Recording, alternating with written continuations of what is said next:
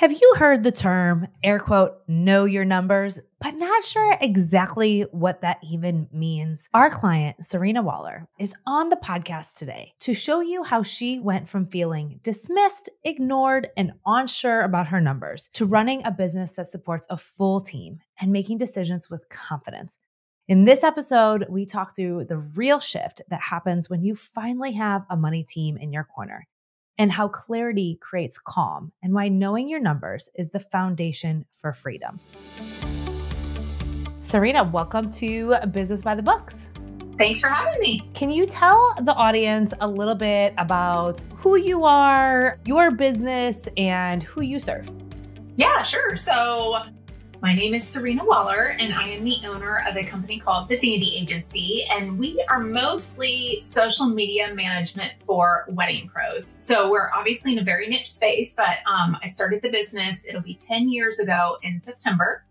And wow, that is a huge milestone. We celebrated 10 years this year too. That's awesome. Yeah, it's a big one. And I started the business originally so that we could offer Instagram management to wedding professionals. And this was before we had things like Planoly and later, and even scheduling options within Meta. Like, it was all by hand. Everything was done in a Notes app or on Dropbox.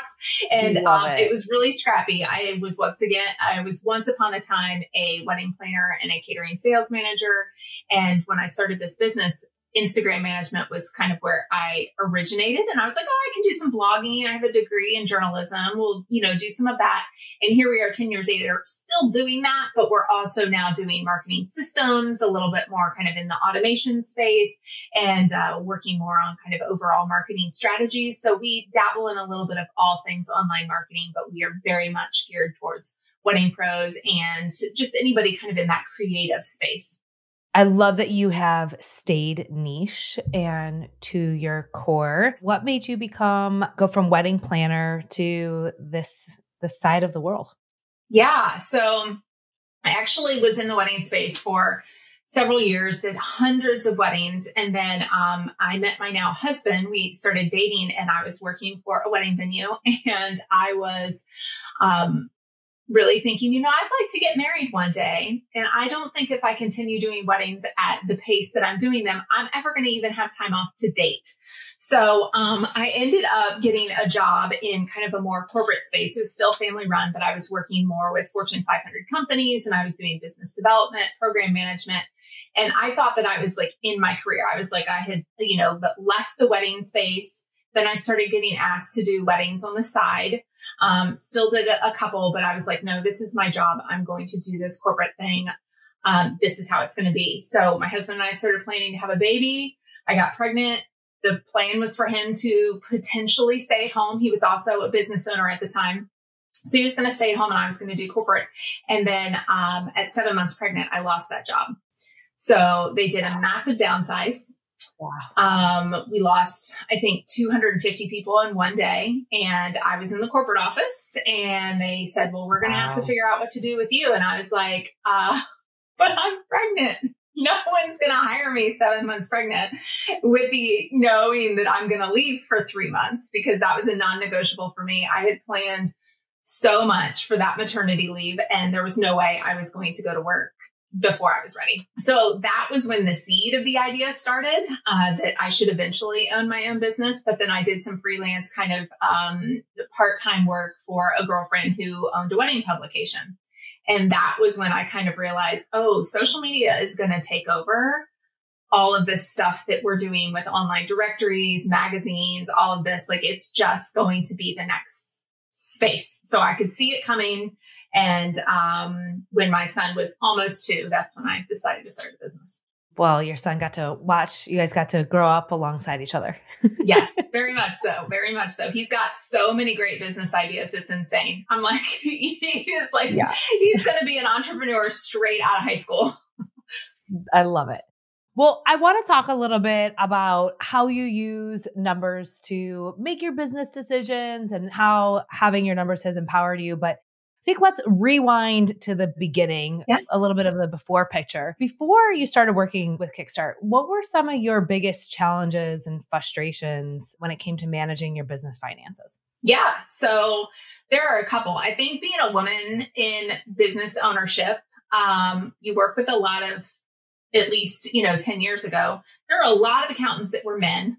And there were a lot of those men who didn't understand online businesses. So those were two things that I realized. Still exists. Yeah, I know. It's still an interesting problem.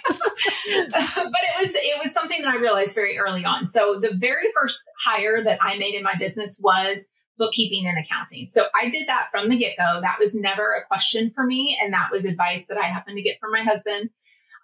So I think maybe 6 months, 12 months in, I hired somebody. And he was fine, but it was very, anytime I would send him a question, it was a 1-word response, or it was maybe, if I got lucky, it was a 5-word response, and it was very dry. Wow. It felt very dismissive in a lot of ways. And it didn't really feel like, he'd send me reports and I'm like, I don't know what any of this necessarily means. But thanks, I think, like, at least I've got some stuff. So when we went through, we sold a house, and then we were going through the process of buying a new one. And this was probably 7 years ago. And at least at that point, I was like, well, I need all these reports. And it was really great that I had gone through the process of having somebody help me with my books, because it was a lot easier to go through that process. So I was like, that is fantastic. So he was like really high on my list of somebody I was excited to work with, because it made that process easy. But then COVID hit, and my husband got a real quote unquote job and wasn't working for himself anymore. I was working for myself. And during that time frame, that accountant never told me to pay quarterly taxes. I'd always paid quarterly taxes. That was something that I had done, but he was like, he kept sending me emails every quarter. You don't need to pay anything. You don't need to pay anything. You don't need to pay anything. And I was like, that seems a little odd, but okay. And then the end of the year hit, and I got a $8,000 tax bill that I was not expecting.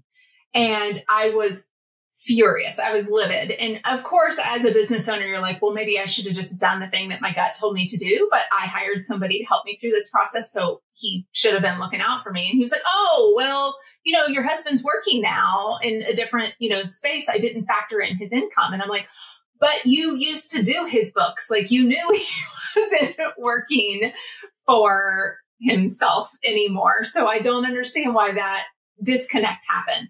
So I looked for a new accountant at that point, found somebody else who happened to be local to me. That went equally as abysmal in terms of communication. There was no communication. I didn't get my P&L for maybe 7 months. Even though I would ask for it, I wasn't getting any information. They were never giving me forecasts. I would say, what should be my quarterly tax? And they'd say, oh, we'll pay whatever you want. You can make it up at the end of the year. And I'm like, no. That's not how I operate. I can't do anything at the end of the year. Like, I need to plan for it now. And it just felt very icky. It just felt all around icky. So that was the before. And then I think I had gotten a couple recommendations for Kickstart along the way. And then I think that I actually met one of your team members, 2 of your team members, in Vegas at Wedding MBA. Oh, yes. Yeah. So we met in person and we hung out and we were talking, and I was like, wow, there's a lot of women in this space. And that's amazing. Like, I would rather always be working with women, which is a funny thing, because I came from a very, like, when I was doing my corporate space, I was very male dominated. So maybe it was like, that was part of when I started my business. I was like, I need to work with more women. And then even from the first intake call, I was like, oh, okay, you guys like get it. You get an online business. You get that I'm doing profit first. You get that I'm doing all of these things. But I just don't feel like I understand my numbers enough to be able to make any true decisions. Like, I'm looking at numbers, but I'm like, what should I be putting aside for taxes? Because I'm just taking a guess from a book that I read or whatever it might be. So after that, it was super. I had so much more visibility and just the peace of mind of knowing like my numbers were coming over every single month. And if I could jump on a call, I would. And that was super helpful. And then my husband decided to start his own business again. And that's when it really made a huge difference. He's a serial entrepreneur, huh? Yeah. Well, it's one of those things. COVID really threw a wrench, and, we're both in very creative spaces. So we're always kind of looking for, do you do the stable thing, or do you do, the risky thing, or which actually is more stable now? But when he was put back in a position to be able to start his own business, that was something where we needed to decide, like, what does this look like moving forward? Does he integrate into my business? What do the numbers tell us? So we were able to sit down and actually have that numbers conversation with the accounting team. And they were able to give us like numbered advice. Like, if you do this, this is what it's going to look like. If you do this, this is what it's going to look like. And it was the same with retirement planning. What kind of like retirement plan do I need? Is a SEP okay? Do I need an IRA? Like, do I need to do a different kind of system there? So we were able to actually make decisions for our family and what was best for us based on that advice that was given. Yeah. What is it like being able to make business decisions based on data rather than just your gut? Because this is something people really struggle with. Yeah. Well, and it's funny because I feel like I'm probably a little bit opposite in that. Like, I want to look at the numbers before I make the gut decision, and I'm actually trying to listen to my gut a little bit more these days. But for me, it's super important because for years I just was like spending money on the things that like the world was selling me to make. Like, I was investing in coaches probably before financially it made sense to do so. I was investing in courses or programs before financially it would have made sense because the money was there. So I just spent it without thinking like, oh, strategically, like I actually need to hold on to that money because I need to be able to make this draw or this expense work 3 or 4 months from now. So now it's a little easier to look at that year over year data and say, okay, typically speaking, this is when I can expect a higher income or a lower income. These are the actual services that I sell that make money, and these are the ones that don't. So it is actually made me a lot more strategic with any investment I make in the business. And now I tend to I will hire additional team members before I will make an investment in something like a course or a mastermind program or even a business trip. Like, all of the team comes first now. So you made the comment that you want to use more of your gut and that you tend to rely more on data. What does that process look like for you right now? Yeah. So now that I have the data, it's easier for me to be like, well, my gut tells me that this is the decision I should make. I should either take this client or not take this client, or I should go to this event, or I should not go to this event, or I want to get rid of this particular thing. So it's like I do a gut check first, and then I can just go by and like verify it through the numbers. Like, does this make sense? Does this not? Is it risky? Because inherently there's going to be risk in business. And sometimes I'm going to make an investment that's not good. I've made lots of bad investments, but now I'm so much more careful about them because I know, okay, well, the numbers tell me I can do this, or the numbers tell me if I do this, that it's going to be a struggle for a little while, and I have to be prepared for that. And just because it's a struggle doesn't mean to not do it. It just means that you can be aware of it and know that it's coming, right? Yeah, exactly. I can say, okay, well, I need to be in a sales season right now. Like, I need to be selling more to be able to, like make this investment make sense for me. Or this is a strategic decision that I know might not pay off right now, but 6 to 12 months now from here, like, this is what I can expect. So that has been really helpful. How does confidence in your numbers, how does that show up in other areas of the business? Like, how is that affecting who you are as a CEO and an overall business owner? Yeah. So I think it's a 2-tiered thing. Like, now I just really kind of want to be stepping out of the business more and more, which has been really trippy in my brain because after 10 years of working in it so much, to want to get out of it feels wrong sometimes. But at the same time, I'm looking at the numbers going, wow, a huge percentage of my income is used to support other people and living the life that they want to live. Now I have a team of 5 that I'm paying, and they're able to, work part-time from home, or they're able to work with their own hours, or, they're able to do all of these things because of the way that my business shows up and supports them as well. Before we continue, a quick favor. If you found value in this show and want us to keep growing with bigger guests and more strategies, please rate and review on Apple or Spotify. It really helps. Thanks for listening. How did you decide when it was time to start hiring a team? And you're growing a team to 5 people. That's incredible. And so there's a lot of mindset work that needs to be done every time we hire a new team member. So walk us through what data, what gut decisions had to go into making that. Yeah. So one of the big data points with growing a team for me that was always important, and it's the question that I will always ask the accounting team, is how much is this going to cost me per hour just on the number? You know, like if I want to pay somebody $25 an hour, am I paying as a contractor where it's a straight $25 an hour, or are they an employee? And how much is that person actually going to cost me by the time the year is over? How many hours can I afford from that? So it's really great to be able to look at those numbers just from the financial aspect and say, okay, I can afford to pay this person X number of hours, or, you know, on a project rate because I know it's predictable. And that has also really helped me. I automatically draft money every single week into a variety of different accounts based on what I need that money to do for me. So, that's kind of on like the data side, like, okay, I'm going to put this amount away in the payroll account every single week. And this amount is going to go into the general expenses, and this is going to go into tax or whatever it may be. So that's been great.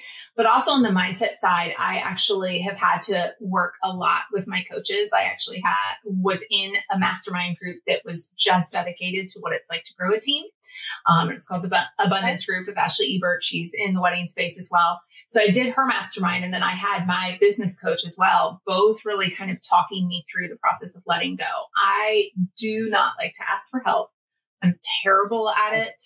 I was raised mostly as an only child, so very independent, very self-sufficient. Everything is just what's happening in my little world. So for every new team member, it's been this new, like, oh, okay, like I actually have to talk to this person. I have to communicate. I have to tell them what I need. I have to let them kind of do their own thing and not be meddling all the time. It's a lot. It's a growth journey right there. It is. But, you know, as I have grown my team, I've seen more of the struggles that other business owners have that don't have a team yet, or have a small team, or maybe we are one of their first hires. I recognize a lot of those like symptoms of like anxiety that come with hiring people. And like that need to constantly be like, let me justify this expense. I'm spending money. Like, is this person paying off? And then I've really had to say, like, what am I trying to get with every new hire? Do I want more freedom? Do I want more money? I want both, you know? So what does that look like? Look at the numbers. Like, here's the income. Like, how can I do exponential? And instead of looking necessarily now so granularly at every single month, I look more at the quarter. Like, how's the quarter looking?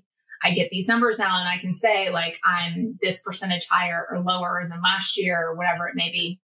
And that's super helpful in kind of being able to say, like, what anticipating those needs. And for every new client that I bring on, my hope is always to like then let the team grow even more with each of those hires.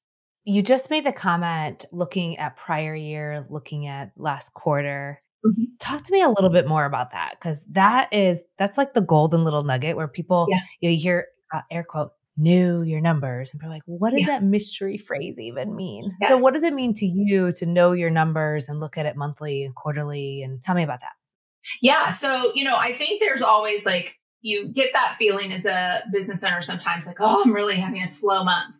But then you look at the numbers and you're like, oh, the numbers are super consistent with what they've been in previous months, or the numbers are consistent for this month and all of my previous years. So after having like years of data, for me, I can go back and say, well, it's pretty typical in the month of July that we see a dip. And it's pretty typical in the month of October that we see a spike in our numbers. And that has been the same for 10 years. So you kind of don't anticipate that to change. And if it does go in a negative way, then all of a sudden I realize, oh, a new strategy has to happen here for the income. What's going on? Is it, you know, we're messing something up? Do we not have enough leads? You know, what's going on?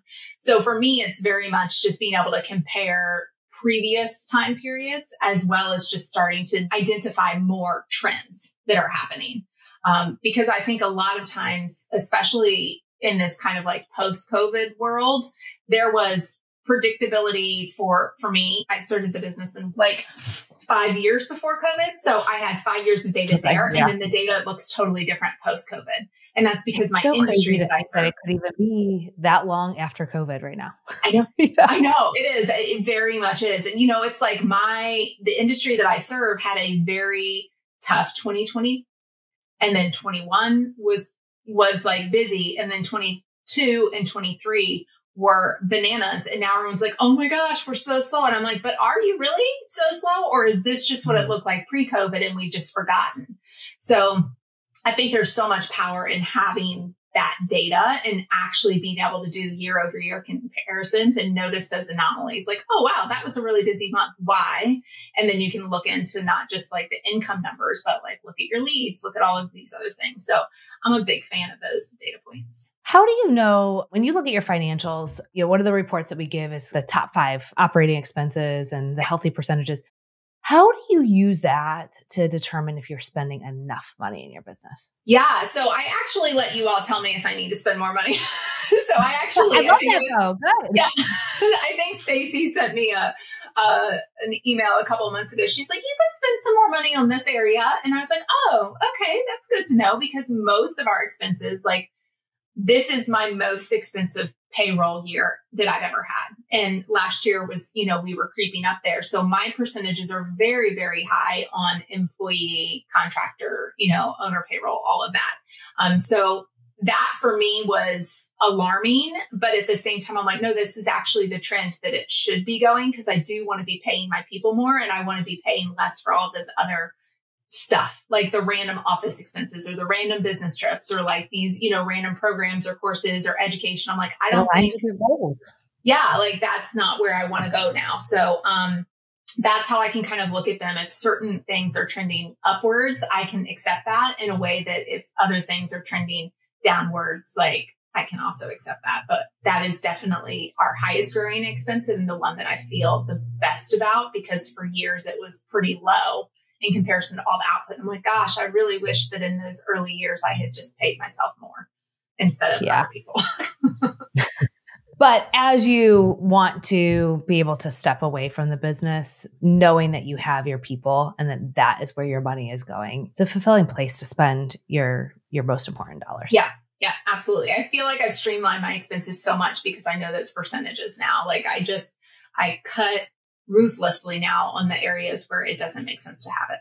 If somebody was on the fence, like, could I kind of do DIY bookkeeping? They're wondering if working with a money team is the right move.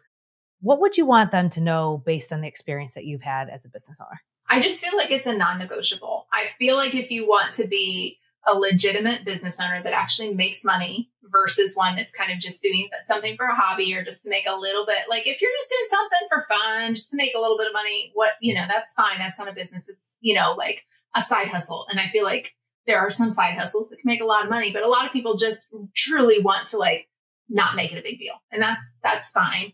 But for anybody who really, truly wants to grow a business, make a real income and know that they've got, all their paperwork in order, if nothing else, like you need to have somebody in your corner for this because running a business is really hard. And then also running a business and trying to buy anything anymore is really hard. Like you need to get a loan, you need to get a car, you need to buy a house, you need to do anything with your life. If you don't have your numbers and your books in order, it can be so detrimental and it can hold you back from doing all the big things in your life you even want to dream of. Like owning a business still has to be approached like having a job to a certain degree. That doesn't mean you have to work it the same way. You don't have to be in it 24/7. You don't have to report 9 to 5, but you do need to kind of look at it as like, well, how is a normal business structured and what hires can I make to help me legitimize that a little bit?